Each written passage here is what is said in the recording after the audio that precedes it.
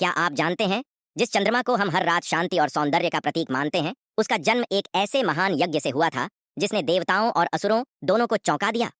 आकाश में शीतल चांद को देखकर शायद ही किसी ने सोचा होगा कि चंद्रदेव का जन्म रहस्य, तपस्या और ब्रह्मांडीय शक्ति से जुड़ा है।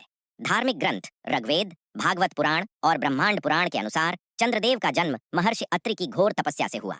कहा जाता है कि महर्षि अत्रि और उनकी पत्नी अनसुया हिमालय की कंदराओं में वर्षों तक तप में लीन रहे। उनकी तपस्या इतनी प्रचंड थी कि स्वयं ब्रह्मा, विष्णु और महेश भी प्रसन्न हो उठे। जब महर्षि अत्रि की तपस्या चरम पर पहुंची तो उनके नेत्रों से दिव्य प्रकाश प्रकट हुआ। भागवत पुराण स्कंद 4 के अनुसार उसी दिव्य तेज से चंद्रदेव का जन्म हुआ। जैसे ही चंद्रदेव प्रकट हुए, पूरा आकाश शीतल प्रकाश से भर गया।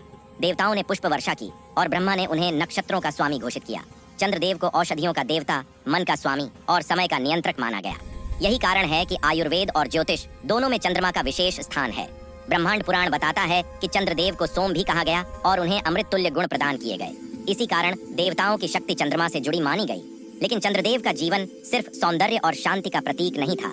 उनके जीवन में अहंकार, प्रेम और श्राप की कथाएं भी जुड़ी, जिनसे चंद्रमा का क्षय और वृद्धि यानी कृष्ण पक्ष और शुक्ल पक्ष की लीला शुरू हुई।